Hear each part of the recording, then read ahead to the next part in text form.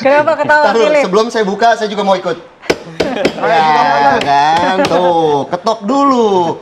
Jadi sebenarnya Andi Kumala yang muji-muji, yang membanggakan bagaimana pidato yang berapi-api dari Presiden Prabowo Subianto itu sebenarnya banyak. Tapi kok lagi-lagi mantan Presiden Joko Widodo yang menjadi sorotan. Begitu. Iya, tapi kita dengarkan juga ya, pidatonya seperti apa. Kita lihat ya, pemirsa ya. Sangat bagus. Sangat bagus pesan yang beliau sampaikan. Bapak Presiden menyampaikan sebuah pesan yang tegas, pesan yang berani, pesan yang jelas. Saya kira sangat bagus. Utamanya yang berkaitan dengan kemerdekaan Palestina. Ditambah dengan sangat bagus. Ini menjadi sebuah brand baru.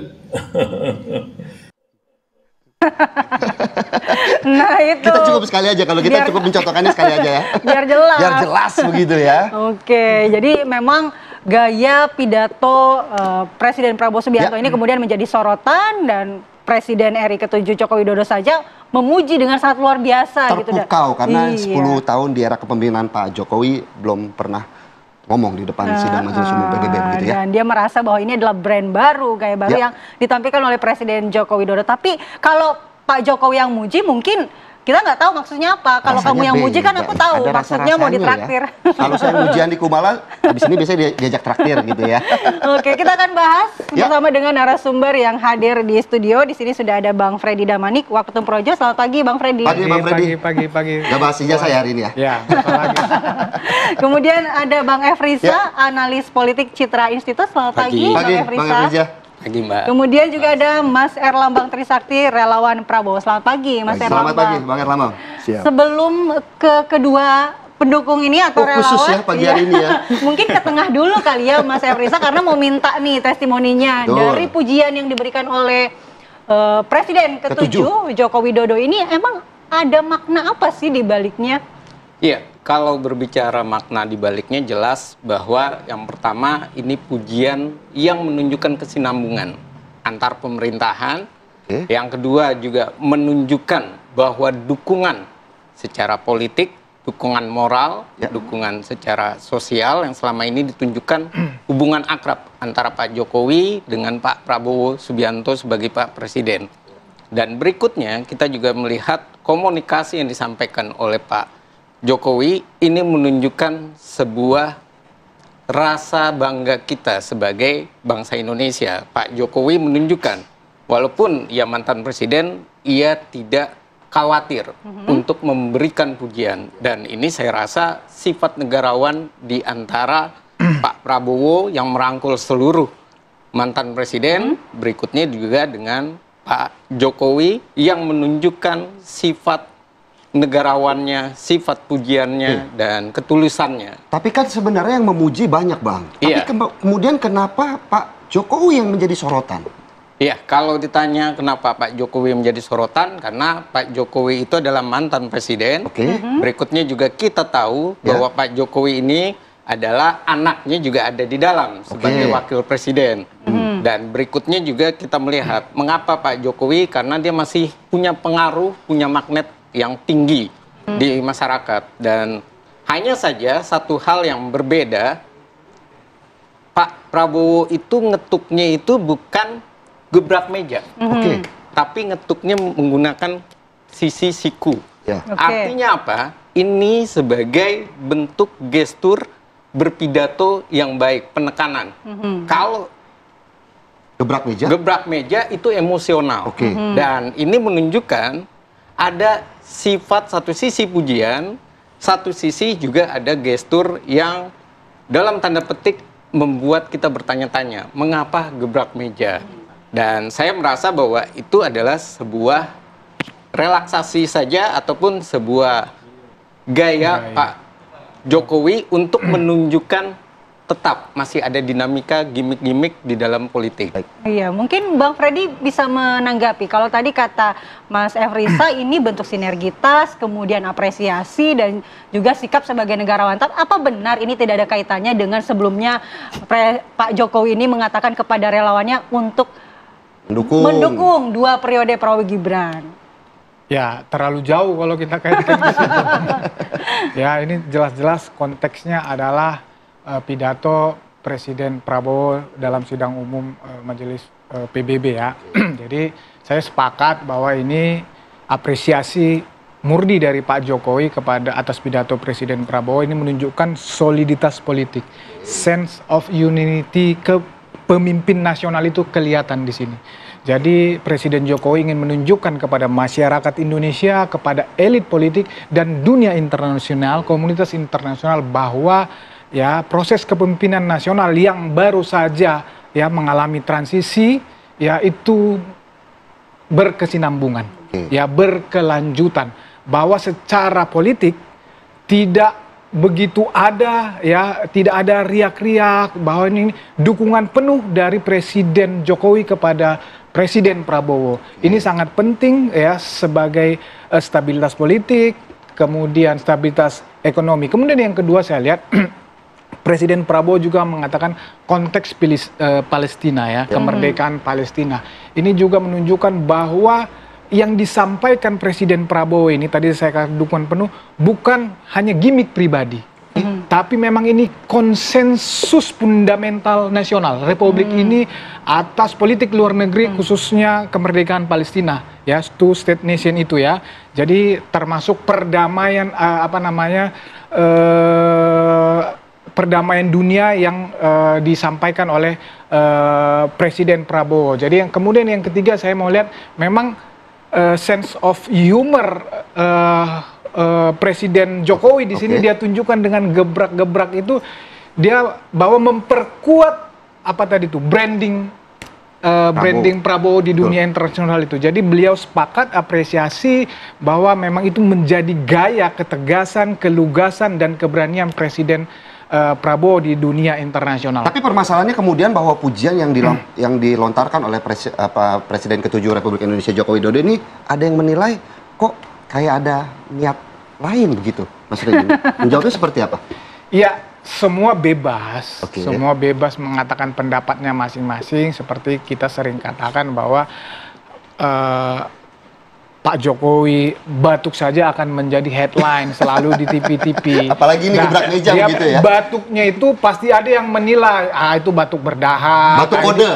Ada yang bilang batuk kode. Batuk kode, ada batuk ini. Jadi bebas-bebas saja. Kalau pujian ini berarti bukan pujian kode. Bukan, ini murni dong. Ini murni jelas. Ya kita semua rakyat Indonesia apresiasi. Saya pribadi apresiasi dan ini apresiasi Presiden Jokowi selaku pemimpin nasional yang pernah memimpin Republik ini, dukungan penuh kepada Presiden Prabowo. Saya rasa murni di situ aja. Oke, mungkin kita minta respons dari relawan Prabowo, Mas Herlambang. Menurut Anda bagaimana nih menanggapi pujian dari Presiden ke-7 Joko Widodo terhadap Presiden Prabowo Subianto? Apakah benar ini benar-benar murni hanya sebagai pujian semata? Kalau menurut saya biasa saja ya. Karena kebetulan saja yang memuji itu adalah mantan presiden yang selama dia menjabat 10 tahun tidak pernah hadir di dalam sidang umum PBB. Nah, sehingga dan ini entah suatu kebetulan atau bukan, kita tahu ini sidang umum PBB yang ke-80. Prabowo presiden ke-8. Ya, sepertinya suatu kebetulan sehingga disinilah luar biasanya ya Prabowo tampil di sidang umum PBB yang ke-80 dan beliau ya menunjukkan komitmennya terhadap kemerdekaan Palestina. Bahwa dia mengatakan mengakui kemerdekaan Palestina apabila Israel mengakui, maka Indonesia pun akan mengakui Israel kedaulatannya. Nah, adapun gestur Prabowo mengetuk-ngetuk, di situ memang gaya dia apabila menyangkut soal kemanusiaan, soal kerakyatan, hatinya tersentuh. Nah, disitulah seorang Prabowo yang memang sangat-sangat punya rasa kemanusiaan yang mendalam. Sehingga dia akan dengan spontan, gesturnya tuh meledak-ledak pada saat menyampaikan sesuatu yang bersifat kemanusiaan. Nah, jadi menurut saya kalau soal pujian mantan presiden ke-7 itu ada apa di baliknya itu kita tidak pernah tahu. Oke. Tapi tentunya kita juga selalu mengingatkan di balik puja ada celah, di balik puji ada caci. Nah, dan tentu dalam politik itu perlu hati-hati. Saya rasa itu. Nah, Kalau itu menurut Abang sendiri berarti seperti apa tuh? Ada lebih besarnya ke arah kepujian atau ke arah yang mana begitu? tadi di balik puji ada caci katanya. Nah, Ya, jadi begini ya. Ya kalau kita lihat selama ini mereka ini bersahabat. oke. Ya, bagaimana dulu saling berseberangan, Ya. tapi dengan kebesaran jiwanya demi stabilitas nasional, Oke. ya Prabowo bersedia ya untuk bergabung di dalam pemerintahan Jokowi. Nah itu walaupun sempat mengecewakan kami, ya relawan Prabowo, tapi pada saat beliau menegaskan bahwa saya lebih mementingkan stabilitas nasional, saya lebih mementingkan bersatunya negara ini daripada kepentingan kelompok atau pribadi saya, sehingga dia rela ya bergabung dengan lawannya pada saat Pilpres waktu itu. Disinilah akhirnya relawan Prabowo bisa menerima alasan dia, karena selalu saya katakan beliau ini memang mengajak kita tuh untuk selalu menerima perbedaan apapun itu. Nah, makanya bedanya relawan Prabowo dengan relawan-relawan lain saya tidak mau sebut, bahwa kalau relawan Prabowo itu tujuannya cuma satu selalu, Oke. menjadikan Prabowo presiden. Ya. Nah, dari situlah kita setelah sukses ya Prabowo menjadi presiden, kita tidak lagi menjadi relawan. Ya. Nggak mau lagi, bukan relawan, tapi kita akan mengusung, mengawal program-program dari Prabowo yang telah menjadi presiden. Nah, sementara banyak relawan-relawan tetap menjadi relawan, tujuannya mencari jabatan. Ya. Oke. Merongrong. Baik. Nah, kita tidak mau melakukan itu. Oke, Bang Freddy mungkin mau menanggapi pernyataan Mas Erlambang kalau mungkin ini adalah bagian dari cita-cita Pak Jokowi yang tidak tercapai karena tidak pernah hadir ya. Itu Akhirnya dia, Pak 10 tahun Prabowo yang kepemimpinan. bisa tampil di sana dengan memukau. Ya, itu suatu fakta. Oke. Nggak perlu kita defense itu bahwa Pak Jokowi tidak hadir berpidato dalam sidang umum Majelis PBB. Semua tahu, tapi dia pernah secara online waktu COVID dia hadir sidang, tapi dia tidak berpidato. Itu nggak perlu saya defense itu. Saya rasa setiap kepemimpinan nasional punya fokus masing-masing, punya gaya diplomasi masing-masing. Ketika Presiden Jokowi, saya melihat gaya diplomasinya itu adalah diplomasi ekonomi berorientasi pada hasil, ya lebih kepada pertemuan internasional bilateral, ya APEC, KTT ASEAN, G20, ya yang beliau melihat bisa berdampak langsung dengan perekonomian nasional, ya beliau tidak pernah mengatakan bahwa sidang umum PBB itu tidak penting, tetapi dia ada fokusnya. Itu menurut saya gaya masing-masing. Jadi, tapi kan sekarang konteks kita ini adalah Jokowi puji gaya dan pidato Prabowo. Kalau kembali saya tegaskan di situ bahwa memang ini adalah apresiasi murni. Bukan iri ya? Ini dong. Masa kita melihat itu kalau iri dia nggak akan ngomong begitu ya. Dari ekspresinya justru humor dia tunjukkan bahwa memang ini paten lah ini barang ini kan kira-kira gitu aja kami orang Medan bilang karena Top gitu ya. iya ini udah topnya sampai udah maksimal lah saya ini tidak ada lah di balik itu apa namanya intrik-intrik nggak ada ini murni dari Presiden Jokowi apresiasi penuh, dukungan penuh kepada Presiden Prabowo. Apa Pak Jokowi juga menilai bahwa tidak, bagi dia kan tadi Bang Freddy bilang diplomasi para pemimpin ini beda-beda. Berarti kalau Pak Jokowi ini merasa nggak penting lah ya citra internasional seperti Prabowo Subianto? Siapa bilang seperti itu? Kan tadi sudah saya sampaikan, ini hanya kepemimpinan, setiap pemimpin itu punya fokus masing-masing, punya fokus masing-masing. Presiden Jokowi pada saat itu fokusnya saya bilang tadi adalah diplomasi ekonomi berorientasi hasil, ya lebih kepada bilateral antar negara. Ya, kalau kita lihat sidang umum PBB ini lebih kepada politik. Bukan saya bilang citra internasionalnya sangat kuat, apalagi oleh pidato itu, tetapi tidak secara langsung. Ya, tidak secara langsung. Tapi kalau misalnya bilateral, ya pertemuan begitu bisa misal tanda kutip ada kesepakatan yang dihasilkan secara langsung. Ya, itu kalau itu politik internasional, kemudian apa namanya perdamaian internasional, kemanusiaan, itu jelas sangat penting. Tapi saya bilang tadi adalah ini masalah fokus saja. Masalah gaya kepemimpinan setiap pemimpin di Republik ini. Kalau Mas Efriza sendiri kemudian melihat bagaimana sudah mendengarkan penjelasan dari Mas Freddy dan juga Mas Erlambang, seperti apa kemudian melihatnya? Kenapa kok Pak Jokowi mungkin hanya memuji di bagian yang tadi agak sedikit ketegasan, gebrak meja begitu, belum kepada substansi yang kemudian disampaikan oleh Presiden Prabowo Subianto di sidang Majelis Umum PBB? Iya, karena ada 18 menit tuh isi pidatonya. Iya. Pertanyaannya adalah Pak Jokowi ini benar-benar ketika memuji mendengarkan atau tidak? Itu yang benar. Saya rasa ini tanyakan kembali gitu loh. Karena itu adalah poin penting. Kalimatnya Pak Jokowi itu cuma 3. Berani, tegas, jelas. Kemudian gebrak meja, brand baru. Nah ini kan tidak ada kejelasan lebih spesifik, kecuali utamanya Palestina. Nah ini menjadi poin penting dari kita yang perlu digali. Bapak nonton atau tidak? Bapak benar-benar mengkajinya atau tidak? Jangan-jangan beliau melihat, membaca headline semata dari berita dan tuai pujian saja. Mulai panas, Andi Kumala, agak gerah nih ya. Saya kembali nanti kita akan mencoba mengkonfirmasi ke Bang Freddy. Tapi usai jeda ya. Seret nih, mulai seret. Sesaat lagi pemirsa.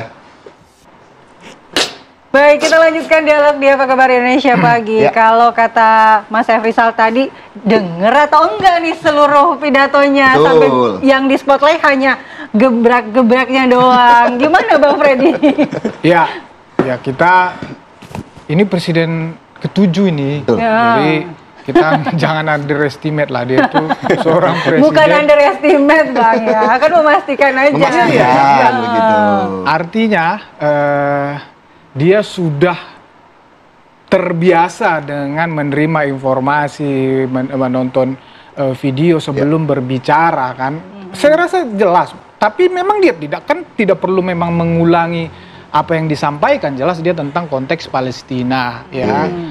Kemudian partisipasi Indonesia untuk perdamaian, kemudian juga apa namanya kalau bicara pidato Presiden Prabowo termasuk ketidakadilan global. Saya rasa poinnya adalah 3 itu ya. Poinnya adalah 3 itu.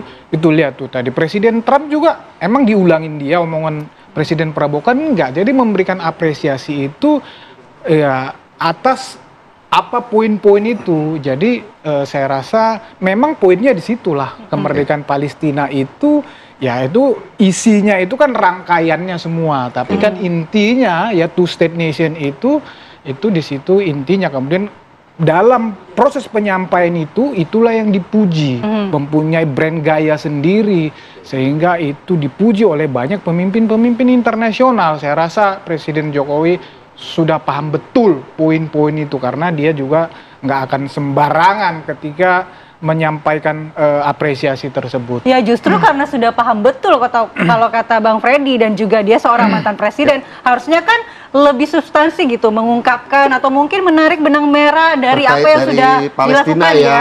Itu kan Pak Jokowi dengan Palestina dengan pidato Prabowo. Palestina kan dia ngomong. Iya, tapi kan tidak secara gamblang menyatakan kontennya gitu. Hanya berani, tegas, sangat bagus gitu. Iya, kan tapi dia bilang khususnya tentang Palestina, kan dia bilang Palestina. Jadi hanya Palestinanya, Bang. Iya, jadi memang ini adalah kebijakan atau ini melanjutkan politik luar negeri Indonesia yang bebas aktif, ya two state nation itu pemimpin di Republik ini itu saya bilang tadi bahasa saya adalah konsensus fundamental. Jadi everybody pemimpin di negara ini udah tahu bahwa itu adalah fundamental bahwa kebijakan politik luar negeri kita tentang Palestina itu. Hanya Presiden Prabowo kelebihannya yang disampaikan oleh Pak Jokowi ini menyampaikannya tegas. Baik. Jadi dia stretchingnya itu, kalau kebijakan itu sama, kebijakan itu sama. Cuman kan bagaimana menyampaikan ini, nah itu yang berbeda yang disampaikan oleh dengan gaya Presiden Prabowo ini.